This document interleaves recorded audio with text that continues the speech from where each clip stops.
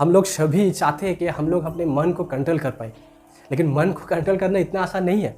YouTube में अगर हम लोग सर्च करें आर्ट ऑफ माइंड कंट्रोल तो देखेंगे बहुत सारा यूट्यूबर मन कंट्रोल के बारे में बहुत सारा टेक्निक दे रहे हैं। वो लोग व्यूअर तो कमा रहे हैं, लेकिन हम लोग खुद अपने जीवन में अप्लाई करके देख सकते हैं कि ये सभी इम्प्रैक्टिकल है। क्यों? क्योंकि अर्जुन स्वयं कहा है यार, चंचलं ही मन कृष्ण प्रमाथि बलवत दृढ़म तस्हं निग्रह मन ने बायो मैं खुद अर्जुन जैसे इतना वीर वो भी अपने मन को इस इम्प्रैक्टिकल सॉल्यूशन से कंट्रोल नहीं कर पा रहे, तो हम लोग कैसे कर पाएंगे?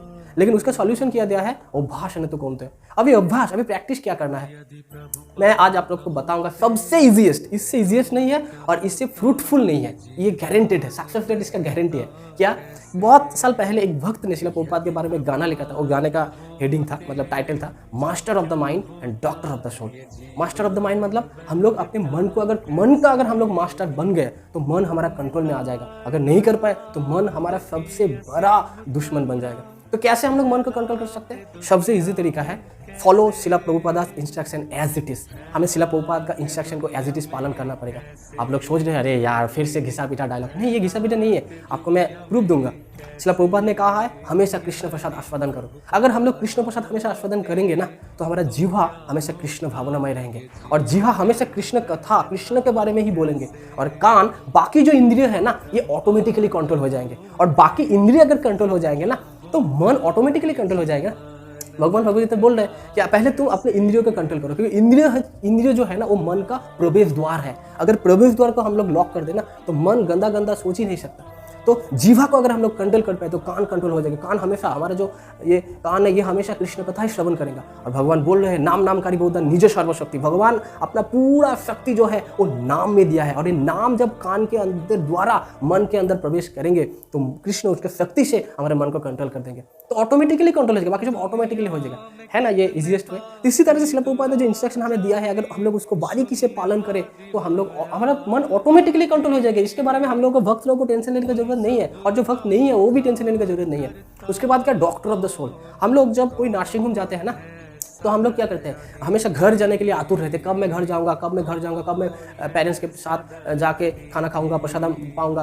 तो लेकिन हमें घर जाने के लिए क्या करना पड़ेगा? डॉक्टर ने जो इंस्ट्रक्शन हम लोग को देंगे उसको बारीकी से फॉलो करना। हम लोग भी अभी चिकित्सा दिन है ना हमारा, हम लोग तो सोल है ना, तो सोल क्या है, ये इस देह रूपी ये जो नर्सिंग होम है इसके अंदर कैद है, ट्रीटमेंट चल रहा है। तभी हम लोग ये जो सोल है ये परम पिता के पास जाने के लिए आतुर है। लेकिन अगर हमें सच में, अगर हम लोग स्वस्थ होके, हम लोग पूरा क्योर होके अगर हमें भगवत धाम जाना है ना तो श्रील प्रभुपाद के इंस्ट्रक्शन को एज इट इज फॉलो करना ही पड़ेगा, कोई उपाय नहीं है। लेकिन हम लोग क्या करते हैं, श्रील प्रभुपाद जी भक्ति चरण गुरु महाराज को एक बार एक स्टोरी सुना रहे थे कि एक गाँव में एक बुजुर्ग महिला थे। तो महिला, वो गाँव का औरत थे तो इसलिए वो उतना स्मार्ट नहीं थे, उनके पास बहुत ज़मीन थे। तो कुछ बुरा व्यक्ति मिल के उनके जो ज़मीन थे उनको हड़प लिया था। तो उन्होंने क्या कोर्ट में केस किया और जज साहब ने वापस उनको ज़मीन जो दिलवा दिया।